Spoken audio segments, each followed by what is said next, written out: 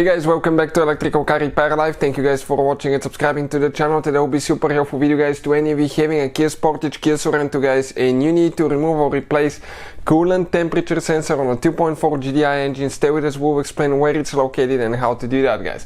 Everything from start to finish. You don't need to remove your engine to do that, simply we have it out due to the fact that we'll be making hundreds of videos that can potentially save you thousands of dollars. So let's explain about the coolant temperature sensor today. So this should work on Kia Sportage and Kia Sorento different years. For instance, they start using it in early 2012 all the way to 2016-17 depending on the market guys. That's a 2.4 GDI engine. So before we start, let me introduce you to the channel. Every single car we get at the garage guys, we take them completely apart and we make at least 200 to 300 free repair videos. Why we do all that? Simply because our mission in the shop is to save you as much money as we can. All we need in return, please subscribe to the channel, like the video, that way we can keep providing this free information to you. Also guys, if you want to buy parts or tools for a really good price and quick shipping as well, check out the link in the description of the video below and you can see where we get all our tools and parts from. Specifically, this is an engine out of a 2013 Kia that we'll be demonstrating on. And with that being said, okay, if you have a Kia guys or other vehicle, check our main channel Auto Repair guys. We have videos that have helped more than 120 million people guys, that can save you thousands of dollars. So let's start on it now. So now guys, number one thing, okay, that you need to do to actually, okay, replace the coolant temperature sensor, you need to drain your engine coolant. We have a special procedure that explains how to safely drain the coolant. Never do it when the engine is hot, let it sit overnight and then drain it. This is the radiator cap, you open slowly that cap guys, very slowly. You always wear eye protection and gloves because coolant is poisonous. Okay, and leave it open, then when everything's cool, okay, I mean you need to remove the cap when it's cool too, but after that, okay, you need to get a container, okay, on the bottom under the radiator. That's the radiator drain plug. Just unscrew that thing and everything's gonna drain. We already have it drained since we removed the engine out of the vehicle. That's the whole drivetrain.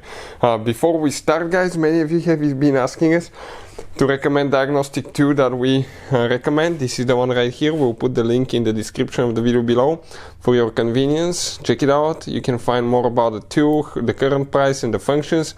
Works on Kia and every other, almost any other car that you can think of.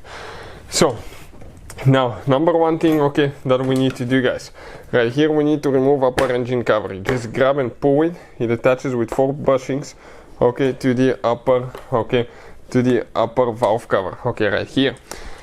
Next, okay, let's explain, okay, right here on the Sportage, I think the intake hose goes towards the front, so it's not so limiting the room, but on Sorento like ours it's towards the back, so we'll need to disconnect, okay, we'll need to disconnect that breather hose right here. Okay, right here on the bottom we're going to disconnect the hose right there from the throttle body. It has one hose clamp. Alright, perfect. And now I'm trying to position that thing somewhere so I don't break it. Okay, next you will need to remove the same hose from the air filter box, and then you can just slide it out, okay, and you can, okay, get it, put it on the side. You just have one vacuum line holding it. If you need, you can remove it.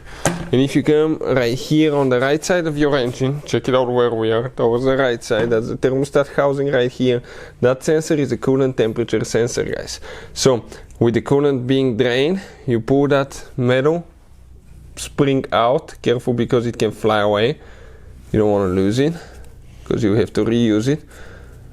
Okay, and at that point that sensor may be stuck because there is one O-ring preventing, okay, coolant from coming out. So right here you might need to move it a little bit, jiggle it a little bit. Okay, just go left, right, turn it, okay, and it will come out. Now all you have to do, press to disconnect the connector, and this is your coolant temperature sensor. There is one thing that you should always do when you replace that thing. You need to actually add coolant, because you drain the coolant and you need to bleed the cooling system. If you don't do that guys, what will happen, you may end up having an air pocket in the engine that can overheat the engine and you may need a new engine. So always bleed the cooling system once you install the sensor and add coolant. Hopefully the video will be helpful. Thank you for watching and see you guys next time.